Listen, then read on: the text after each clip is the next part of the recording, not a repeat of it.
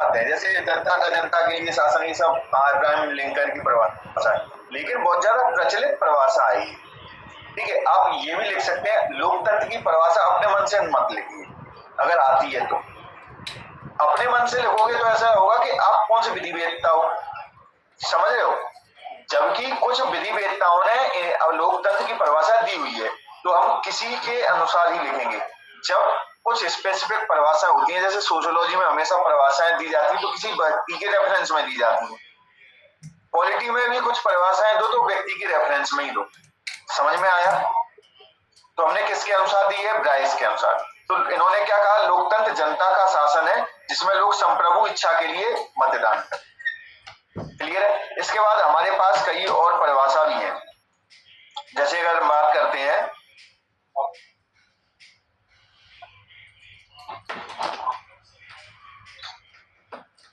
Screen दिख रही है आपको? तो देखो, कुछ परिभाषाएं सीली ने दी है, अब चूंकि ये नोट्स मैंने ही बनाए, ठीक है, सीली ने दी है, डाइसी ने दी है, अब्राहम लिंकन ने भी दी है, और साधारण परिभाषा भी दी हुई है। ठीक है, तो लोकतंत्र ऐसी व्यवस्था है जिसमें जनता सरकार के निर्णय लेने, कानून बनाने और उन्हें लागू करने का अधिकार देती है। तो पूरी शक्ति किसके पास है? जनता के पास। ठीक है, ठीक है। इसके बाद सरकार का ऐसा स्वरूप जिसमें प्रजा प्रत्यक्ष या अप्रत्यक्ष रूप से निर्वाचित प्रतिनिधियों के माध्यम से शासन करती है। तो भारत में प्रत्यक्ष के माध्यम से करती है या अप्रत्यक्ष के रूप से करती है? लोकतंत्र किस प्रकार का है हमारे यहाँ?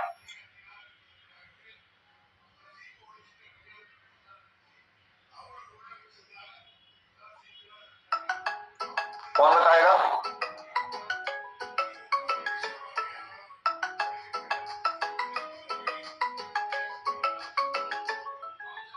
कौन बताएगा भाई? हमारे यहाँ प्रत्यक्ष लोकतंत्र है या अप्रत्यक्ष लोकतंत्र है? आवाज आ रही है क्या? अप्रत्यक्ष लोकतंत्र सर। कैसा? अप्रत्यक्ष क्यों?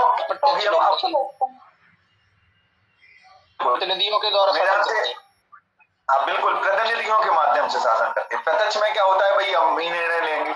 जैसे स्विट्जरलैंड है, तो स्विट्जरलैंड बहुत छोटा देश है, तो वहां पे अगर उनको कोई निर्णय लेना होता है तो वो क्या करते हैं? जनता से पूछ लेते हैं, जनता बता देती है हमें लेना चाहिए या नहीं लेना चाहिए। लेकिन भारत इतना बड़ा देश है, तो यहाँ पर केवल प्रतिनिधि के माध्यम से ही हम क्या ले सकते हैं? डिसीजन ले सकते हैं। तो हमारे यहाँ अप्रत्यक्ष लोकतंत्र, ठीक है, लेकिन प्रत्यक्ष मतदान पर आधारित है। ऐसा नहीं है कि हम जो है किसी और व्यक्ति को मतदान देते हो, फिर वो व्यक्ति अन्य किसी व्यक्ति को मत। इसका सबसे बढ़िया उदाहरण देता हूँ। 1935 का जो अधिनियम आया था, 1935 के अधिनियम में क्या था कि भाई प्रांत के जो लोग होंगे वो प्रांतीय सभाओं का गठन करेंगे, प्रतिनिधियों को चुनेंगे, और प्रांतीय प्रतिनिधि क्या करेंगे कि वो केंद्रीय सभा के लिए क्या करेंगे? प्रतिनिधि चुनेंगे। तो ये प्रत्यक्ष मतदान द्वारा केंद्र शासित हो रहा है या अप्रत्यक्ष मतदान द्वारा केंद्र शासित हो रहा है?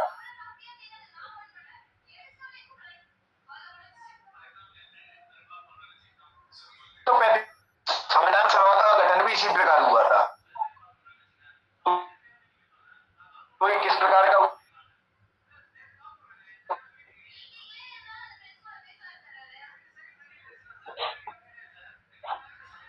नेटवर्क स्लो है क्या?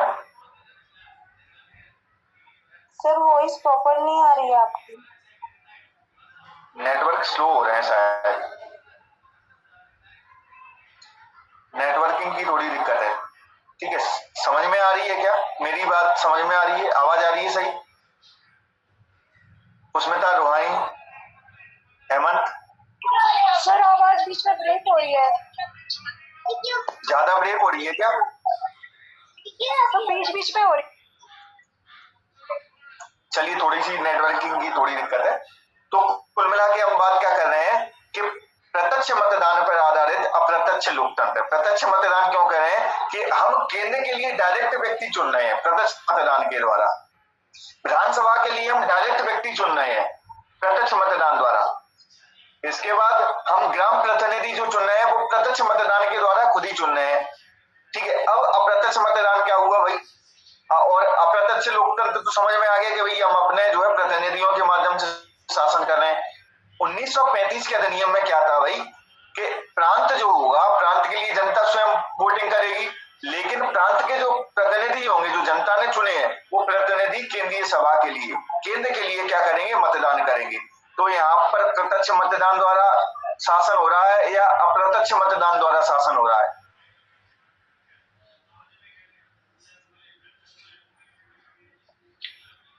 अप्रत्यक्ष मतदान द्वारा शासन। अप्रत्यक्ष मतदान हो रहा है। तो भारत में अभी प्रेजेंट में प्रत्यक्ष मतदान द्वारा अप्रत्यक्ष लोकतंत्र कहूं तो सही है? हाँ सर। जी सर। प्रत्यक्ष मतदान द्वारा अप्रत्यक्ष लोकतंत्र है। क्लियर है? अब हम इस तरीके से समझेंगे। ये कॉन्सेप्ट क्लियर हो गया ना हमारा?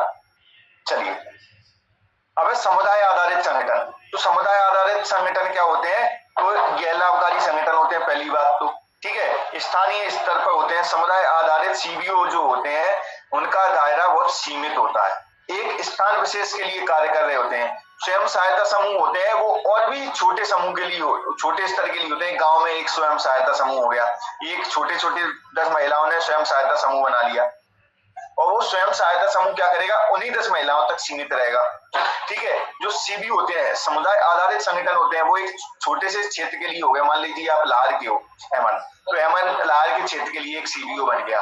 लेकिन एनजीओ का दायरा छोटा होता है या बड़ा होता है? एनजीओ तो पूरे विश्व भर में भी काम कर सकती है, होती है। तो सबसे बड़ा अगर दायरा देखा जाए तो एनजीओ का होता है, ठीक है।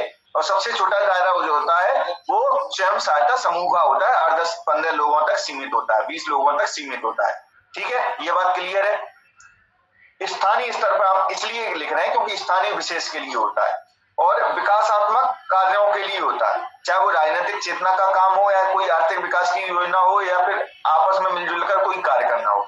तो सारे काम क्या होंगे, विकासात्मक होंगे। ये क्लियर समझ में आया? समुदाय आधारित संगठन क्या होते हैं, सभी को अहमद? चलिए, और इसके उदाहरण क्या है, सेवा चेतना साथ, कोई भी परिभाषा आएगी सीबीओ की आए, ठीक है। स्वयं सहायता समूहों के कोई नाम नहीं होते हैं, ठीक है, ज्यादातर। और तो सीबीओ की परिभाषा आए या एनजीओ की परिभाषा आए तो हम उदाहरण जरूर लिखेंगे, उनमें से किसी एक का नाम लिख देंगे, 2-3 का नाम लिख देंगे। समझ में आया? हम परिभाषा के साथ साथ क्या करेंगे, उनका एक उदाहरण देंगे। अब भाई प्रिंट मीडिया क्या है? प्रिंट मीडिया क्या है? मुद्रित प्रकाशन। प्रिंट मीडिया का अर्थ है जो प्रकाशित होती हो। इलेक्ट्रॉनिक मीडिया क्या होती है, जो हमें क्या होती है, सॉफ्ट कॉपी में, मतलब इलेक्ट्रॉनिक माध्यम से दिखती हो, ठीक है। लेकिन प्रिंट मीडिया क्या है, जो छप के आती हो। तो अखबार है, पत्रिकाएं, ये किसके भाग हैं, प्रिंट मीडिया के हैं। तो मुद्रित प्रकाशन के रूप में जनसंचार का क्या होते हैं, साधन होते हैं। छोटी सी परिभाषा उदाहरण दे दिया और विनियमन जरूर लिखेंगे। हमारे पास 3 अगर डायमेंशन हम दे सकते हैं किसी भी चीज में तो 3 डायमेंशन दे देंगे, अन्यथा 2 देते ही देते हैं। क्लियर है? तो भारतीय प्रेस परिषद द्वारा ये विनियमित होता है। क्लियर, समझ में आया? किस तरीके से लिखना था ये? अब अगर यदि किसी भी प्रकार की एनजीओ का नाम आ जाए, सीबीओ का नाम आ जाए, तो पहला परिचय क्या होगा, समझ लो हेमंत, आज की आपकी पहली क्लास है। परिचय पहली लाइन में हम वो देंगे जो वो है क्या। तो क्या है वो, एक समुदाय आधारित संगठन, सेवा। फिर उसके बारे में विशेष कोई जानकारी होगी वो देंगे कि भाई कार्य किसके लिए करता है, गरीब महिलाओं के लिए कार्य करता है, ठीक है, उसकी जानकारी देगी।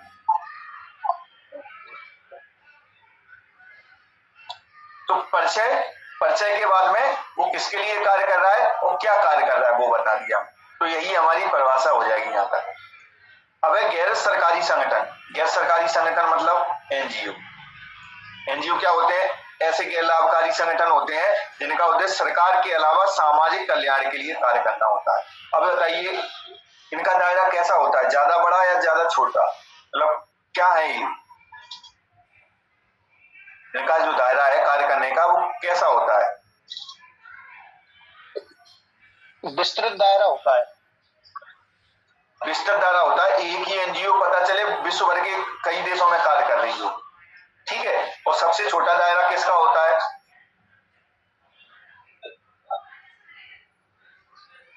स्वयं सहायता समूह। बिल्कुल बिल्कुल। अब हमने देखो उदाहरण दिए तो उदाहरण जरूर देंगे, ठीक है। परिभाषा अब है राजनीतिक प्रतिनिधित्व की आवश्यकता। प्रतिनिधित्व की आवश्यकता हमें कई तरीके पड़ती है। हम जो है सब चीजें राजनीतिक प्रतिनिधित्व प्रदान करते हैं। कोई भी व्यक्ति राजनीतिक प्रतिनिधित्व प्रदान कर सकता है। जैसे कि मान लीजिए क्लास में मॉनिटर जो होता है वो हमारे लिए क्या कर रहा है, प्रतिनिधित्व कर रहा है ना। अब हमें कोई बात रखनी होगी तो हम किसको बताएंगे, मॉनिटर को बताएंगे। मॉनिटर किसको बताएगा, प्रिंसिपल क्लास के जो टीचर होते हैं उनको बताएगा। तो प्रतिनिधि होता है वो केवल और केवल मंत्री या विधायिका में जाने वाले सदस्य नहीं होते हैं। प्रतिनिधि मतलब जिसके माध्यम से हम बात कह रहे हैं। जो जनता है हमारे यहाँ स्वयं प्रत्यक्ष रूप से बात नहीं करती है, किसी एक व्यक्ति के माध्यम से बात करती है। तो जो भी व्यक्ति ऐसे मिडिल में रहेगा वो क्या करेगा, बात आगे तक पहुंचा देगा। ठीक है, इसी को हम कहते हैं राजनीतिक प्रतिनिधित्व। ठीक है, अब ये सार्वजनिक नीति निर्माण प्रक्रियाओं में नागरिकों की आवाज, राय, दृष्टिकोण प्रस्तुत करने की जो गतिविधि है उसको क्या कहते हैं, ये पूरी गतिविधि को राजनीतिक प्रतिनिधित्व कहते हैं। समझ में आया? प्रक्रिया क्या हो गई, पहुंचाने की, राजनीतिक प्रतिनिधित्व, और जिसके माध्यम से हम बात पहुंचा रहे हैं वो क्या हो गया, प्रतिनिधि। क्लियर है? समझ में आया? अगर समझ में आया हो तो हैंड रेज करें। समझ में आया क्या?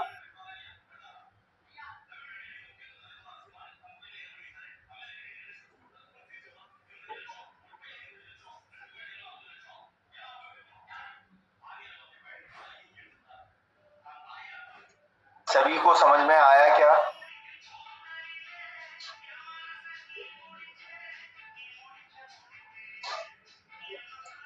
मेरी वॉइस आ रही है क्लियर? चलिए ठीक है, अब इसकी हमें जरूरत क्यों पड़ती है भाई? तो भाई नीतियों की जानकारी मिल जाती है हमें, जनता की आवाज पहुंचाने के लिए, न्याय और समानता बनाए रखने के लिए, संवैधानिक अधिकारों की रक्षा करने के लिए, राजनीतिक जागरूकता लाने के लिए, सामाजिक समरसता को बढ़ाने के लिए और स्थायी विकास को बढ़ावा देने के लिए। ठीक है, इसलिए हमें इसकी आवश्यकता पड़ती है।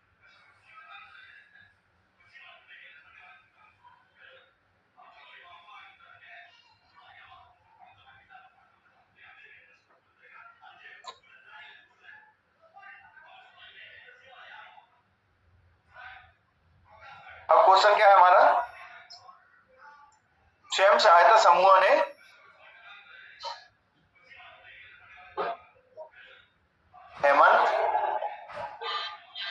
हेमंत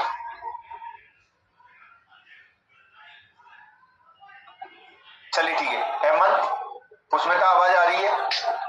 जी सर, आवाज आ रही है सर। ठीक है, स्क्रीन पर दिख रहा है? जी सर, क्लियर दिख रहा है। ठीक है, तो हमारा क्वेश्चन है स्वयं सहायता समूहों ने महिला सशक्तिकरण में कैसे भूमिका निभाई है। ठीक है, तो क्या है, कैसे निभाई है, तो हम पहले क्या बता देंगे, एक स्वयं सहायता समूह की परिभाषा बता देंगे। आपने जो एक लाइन में लिखी है वो सर्वश्रेष्ठ है। ठीक है, तो ऐसे समूह जो छोटे समूह होते हैं और आर्थिक हित के लिए कार्य करते हैं मेनली, और स्वहित होता है इनका, समुदाय हित नहीं होता है। तो आपने जो स्वहित शब्द को उपयोग किया तभी तो कह रहा हूँ आपके लिखने का तरीका बहुत अच्छा है। स्वहित के लिए कार्य करते हैं और मुख्यतः आर्थिक क्षेत्र में कार्य करते हैं। तो किसी सामाजिक आर्थिक उद्देश्य से किसी इलाके में कम लोगों का छोटा समूह स्वयं सहायता समूह कहलाता है। महिला सशक्तिकरण में कैसे, एक तो उन्होंने आर्थिक सशक्तिकरण बढ़ाया, कैसे कि भाई लोगों तक पैसा पहुंच गया, इस माध्यम से 10-15 लोगों ने बनाया, पैसे जोड़े और अपनी आर्थिक गतिविधि शुरू कर दी। सामाजिक सशक्तिकरण आप देखिए, जहां अर्थ पहुंच जाता है, जहां पैसा जिन लोगों पे पहुंच जाता है उनकी जो है सामाजिक स्थिति बदल जाती है, घर में भी निर्णय ले लेती हैं वो। इसके बाद राजनीतिक भागीदारी बढ़ी है, क्यों, क्योंकि उनमें नवीन चेतना आई है कि भाई हम भी तो प्रतिनिधि बन सकते हैं। ठीक है, और हम निर्णय भी ले सकते हैं। तो जब स्वयं सहायता समूह में आपने कई वीडियो में देखा होगा, महिलाएं जो है नेतृत्व तो कर रही होती हैं, भाषण दे रही होती हैं, समझा रही होती हैं, तो राजनीतिक चेतना ही तो एक तरीके से महिलाओं के विरुद्ध हिंसा में कमी हुई है। क्यों, क्योंकि उनमें जागरूकता आ गई और हिंसा का सीधा सीधा बहुत लगभग कारण रहा है आर्थिक स्थिति से।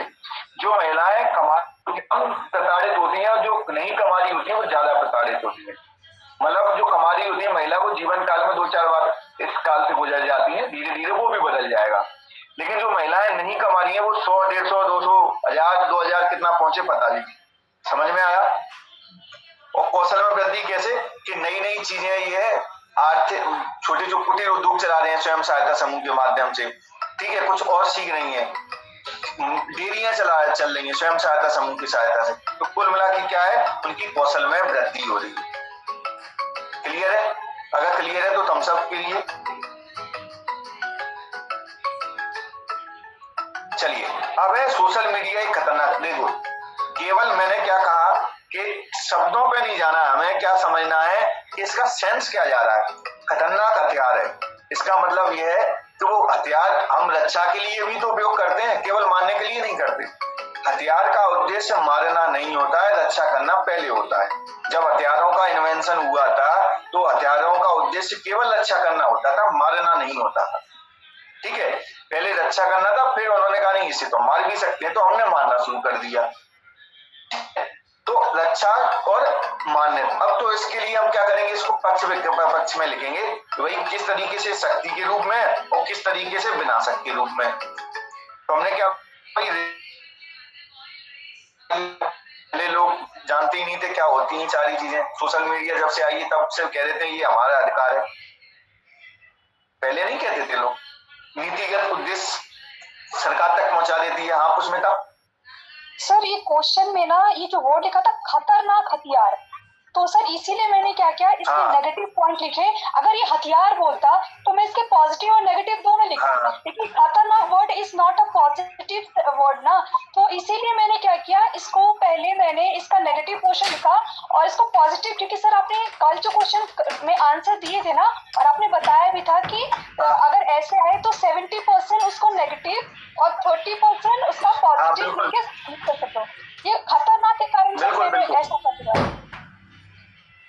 बिल्कुल बिल्कुल, हाँ। लेकिन हमने खतरनाक, अब देखिए एग्जामिनर का सेंस है कि एग्जामिनर खतरनाक शब्द में क्या देखना चाह रहा है। जो आपने सेंस लगाया वो सही लगाया है, ठीक है। लेकिन हम क्या है, खतरनाक का मतलब है कि किस तरीके से अच्छे स्तर पर भी खतरनाक है, बुरे स्तर पर भी खतरनाक है, ठीक है। जो आपने सेंस लगाया बिल्कुल सही लगाया है, सेंस में कोई गलती नहीं है। लेकिन हम क्या दोनों चीजें लेके चल रहे हैं, ठीक है।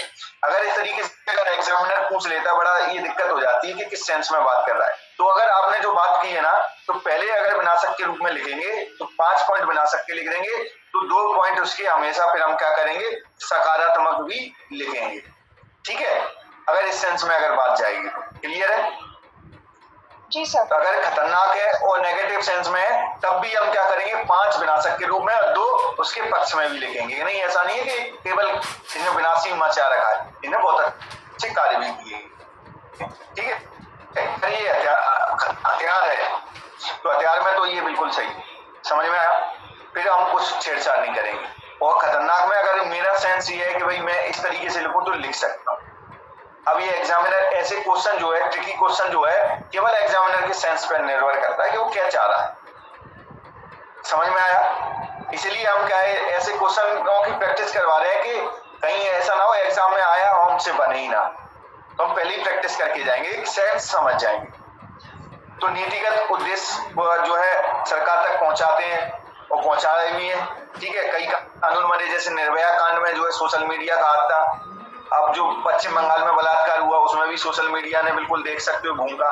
तो सोशल मीडिया की कई तरीके से भूमिका होती है, कई नीतियां बनवा देते हैं। LGBT के लिए जो सपोर्ट जो आया वो सोशल मीडिया से आया, ना कि सरकार के माध्यम से आया, ठीक है। उनके अब विवाह का मुद्दा जो चल रहा है LGBT के, वो भी चल रहा है तो सोशल मीडिया पे चल रहा है। और बेजुबानों को आवाज, जैसे कि मैं बोल नहीं सकता, भीड़ में का भाग नहीं बन सकता, लेकिन ट्विटर पे मैसेज कर देता हूँ, ट्विटर पे मेरी हिम्मत आ जाती है, ठीक है। तो बेजुबानों को किस तरीके से इन्होंने मदद कर दी है, आवाज दे दी है। जो लोग बोल नहीं सकते हैं, जो भागीदार नहीं हो सकते जन आंदोलनों का, वो घर बैठ के तो अपनी भागीदारी निभा ही लेते हैं, ठीक है। अब भाई विनाशक के रूप में, तो विनाशक के रूप में तो आप अथाई लिख सकते हो, 10 पेज भी लिखने तो वो भी कम जा रहा है। मॉब लिंचिंग है, यौन हिंसा है, उत्पीड़न है, समाज में द्वेष बढ़ रहा है, राजनीतिक रूप से भटकाने का या चुनाव को प्रभावित करने का जरिया बन चुका है। लेकिन अब इसमें हम निष्कर्ष देंगे, निष्कर्ष पता है ना क्या देंगे, सकारात्मक। अगर इसके रेगुलेशंस हो तो सोशल मीडिया का हम क्या कर सकते हैं, सही दिशा में रोक कर सकते हैं। समझ में आया किस तरीके से डिजाइन होना चाहिए क्वेश्चन।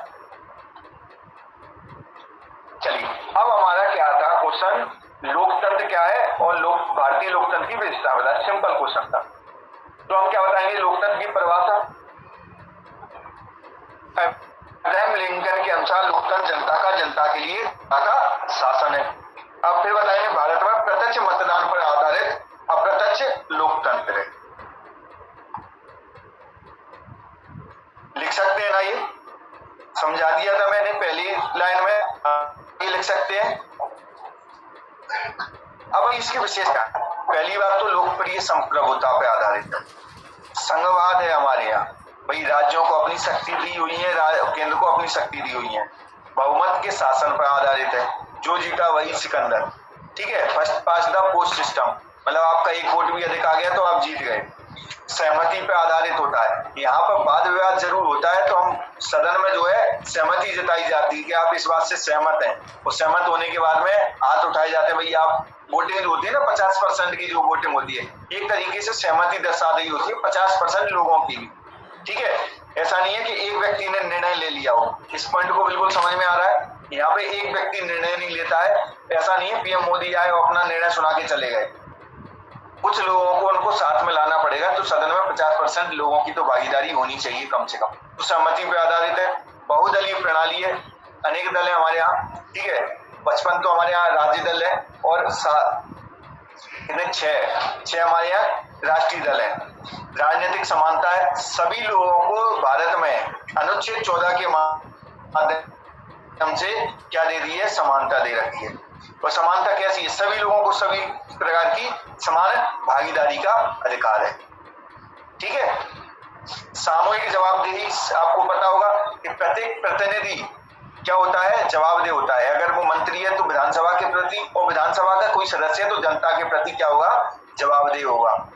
स्वतंत्र न्यायपालिका है, कोई भी लोकतंत्र तभी कार्य कर सकता है जब वहां पर स्वतंत्र न्यायपालिका हो। तो स्वतंत्र न्यायपालिका नहीं होगी तो वहां लोकतंत्र काम कर सकता है क्या, आप ये बताइए। न्यायपालिका की अगर लोकतंत्र को बनाए रखने में भूमिका आ जाए तो आप लिख सकते हो ना कि बिना स्वतंत्र न्यायपालिका के हम क्या है, लोकतंत्र को स्थापित नहीं कर सकते। समझ में आया ये? किसको और डिटेल में समझे? एवन बंदेवी डिटेल में समझे। देखिए देखो स्वतंत्र न्यायपालिका क्या करती है, अगर भारत में स्वतंत्र न्यायपालिका नहीं होती तो बहुमत का शासन स्थापित, बहुमत के शासन के स्थान पर एक व्यक्ति का शासन स्थापित हो जाता। तो न्यायपालिका ये बताती है बार बार, जाने तुम लोग सर रिकॉर्डिंग हो गई, हो गई, किसने की, मतलब रिकॉर्ड नहीं हुई लेकिन पढ़ाया मैंने, पहले देखा प्रतीक ने किया, होता है चलिए। तो आप लोगों के लिए प्री की तैयारी चल रही है, ठीक है। प्री बैच जल्दी से फ्री में चलेगा सब कुछ। स्वतंत्र न्यायपालिका, भाई स्वतंत्र न्यायपालिका क्या करती है, यदि भारत में स्वतंत्र न्यायपालिका ना होती तो कभी भी जो है हमारे यहाँ बहुमत का शासन स्थापित नहीं हो पाता। बहुमत का शासन मतलब सब लोग जो कह रहे हैं वही बात मानी जाए, ठीक है। अब कोई भी सरकार अगर निर्णय लेती है तो क्या करती है, विधानसभा में या फिर लोकसभा में मतदान करवाती है। स्वतंत्र न्यायपालिका ये चेक करती है क्या ये सही था। अब जैसे प्रक्रिया को तो चेक नहीं कर सकती, बाद बाकी ये चेक करती है कि ये जो निर्णय लिए जा रहे हैं वो संविधान के अनुसार है या नहीं। सारे कार्य संविधान के अनुसार लिए जा रहे हैं, किए जा रहे हैं, ये कार्य किसका होता है, स्वतंत्र न्यायपालिका का। यदि न्यायपालिका स्वतंत्र नहीं होती तो ये कार्य निर्णय जो है नहीं लिए जा सकते थे। जैसे कि ब्रिटेन में, तो ब्रिटेन में सर्वोच्चता किसकी, संसद की है, तो वहां पे न्यायपालिका जो है, लेकिन स्वतंत्र न्यायपालिका है वहां, ध्यान रखना दोनों में अंतर है, ठीक है। तो वहां न्यायपालिका संसद के कार्यों में हस्तक्षेप तो नहीं कर सकती, भारत में भी नहीं कर सकती, लेकिन ये जरूर चेक कर लेती है भारतीय न्यायपालिका क्या ये कार्य हुए हैं वो संविधान के अनुसार हुए या नहीं हुए। दक्षिण कोरिया में, उत्तरी कोरिया में अगर न्यायपालिका होगी तो चेक कर पाएगी,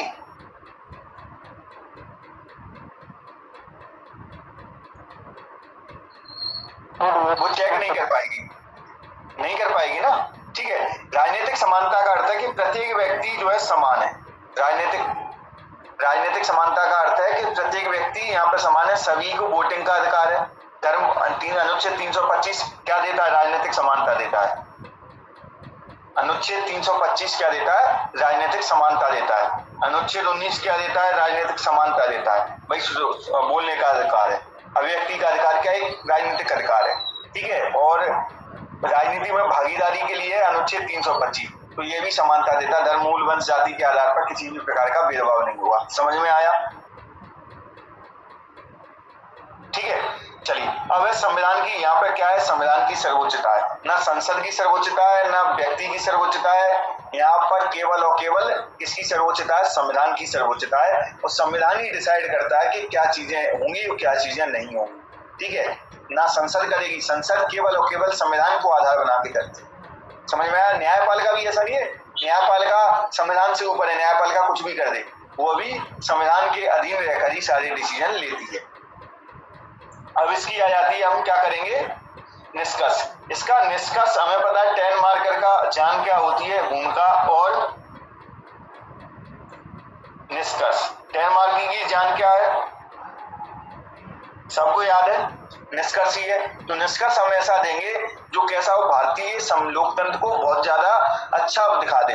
तो भाई इन्हीं विशेषताओं के कारण भाई स्वतंत्र न्यायपालिका नहीं होती तो किसी भी कार्य में वो निर्णय नहीं ले पाती। सरकार ने बहुत अनैतिक कार्य भी कई बार किए हैं, तो कह देती है ना कि आप ये काम कीजिए। चलिए पश्चिम बंगाल के उदाहरण ले लेते हैं।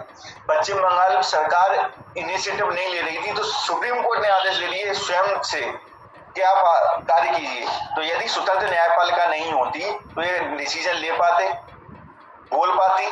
नहीं बोल पाती, ठीक है। कई बार केंद्र सरकार जो है, देखिए किसान आंदोलन हो रहे थे तो सरकार सुनी नहीं रही थी, तो उन्होंने कहा कि इस पर कोई विचार कीजिए।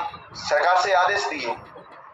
न्यायपालिका स्वतंत्र है तो वो आदेश दे सकती है, ठीक है। तो इन्हीं विशेषताओं के कारण भारतीय लोकतंत्र जीवंत है। जीवंत का मतलब है कि जो अब तक भी जीवित रहेगा, आगे भी जीवित रहेगा, ठीक है।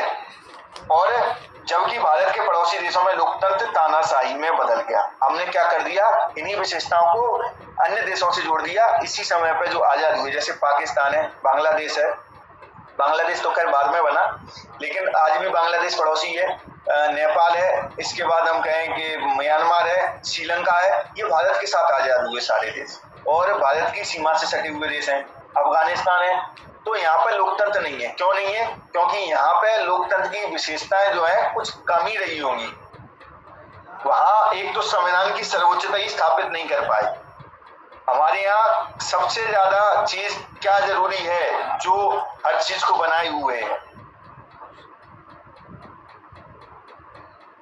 केवल और केवल संविधान की सर्वोच्चता। संविधान में ही कह दिया न्यायपालिका ऐसी होगी, संविधान में ही कह दिया विधायिका की ये शक्ति होगी, तो व्यक्ति अगर उसके बाहर जा ही नहीं सकता, ठीक है। और इन देशों में क्या हुआ? संविधान को सर्वोच्चता ये दिला नहीं पाए, ठीक है। संविधान का स्वयं ही विरोध करने लग गए थे, तो कैसे सर्वोच्चता दिलाएंगे? भारत में कितनी भी डिबेट हो गई, गीता पे हो गई, बाइबल पे हो गई, लेकिन किसी ने ये नहीं कहा कि मैं संविधान से ऊपर, मैं संविधान को नहीं मानता। आज तक राजनीतिक डिबेटों में आपने ये नहीं सुना होगा। और जैसे वो बोल नहीं सकता, वो जिस दिन बोल देगा उसके पीछे एक आदमी नहीं होगा, उसको पता है, ठीक है। कोई भी धर्म के आधार पर लड़ सकता है, जाति के आधार पर लड़ सकता है, लेकिन संविधान को नहीं निगलेक्ट कर सकता कि मैं संविधान को नहीं मानता, ठीक है। ऐसा कोई सुना है आपने किसी भी डिबेट में? इसका मतलब है कि जन के हाल जो मन में बैठा हुआ है वो संविधान की सर्वोच्चता बैठी। तो इसी संविधान की सर्वोच्चता के कारण हमारा लोकतंत्र जो है जीवंत है, और जबकि पड़ोसी देशों का जो लोकतंत्र था वो ढह गया। समझ में आया यहाँ तक? इसका निष्कर्ष कैसे देना था? चलिए, यहाँ तक किसी को कोई दिक्कत हो? क्लास को खत्म करें फिर। कोई क्वेश्चन किसी के? देखिए, परिवर्तन तो एक अलग चीज है। संविधान की सर्वोच्चता तो बनी रहती है, लेकिन परिवर्तन इसलिए जरूरी होते हैं कि 70 साल पहले जो चीजें नहीं थी, आज जो चीजें आ गई तो उसको हम ऐड कर दें, ठीक है। और परिवर्तन के ही कारण ये संविधान की सर्वोच्चता बनी हुई है। यदि परिवर्तन इसमें नहीं हो रहे होते तो इंसान के मन में, व्यक्ति के मन में आ जाता है यार इसमें तो है ही नहीं। कहते ना कि इसमें तो वो चीजें है ही नहीं जो हमें चाहिए। वो क्या करता? फिर इसी संविधान का विरोध करता। इसी परिवर्तनकारी इसकी प्रकृति है ना संविधान की, वही इसको जीवंत बनाती है। इसलिए संशोधन बहुत ज्यादा आवश्यक है जीवंत बनाने के लिए। समझ में आया?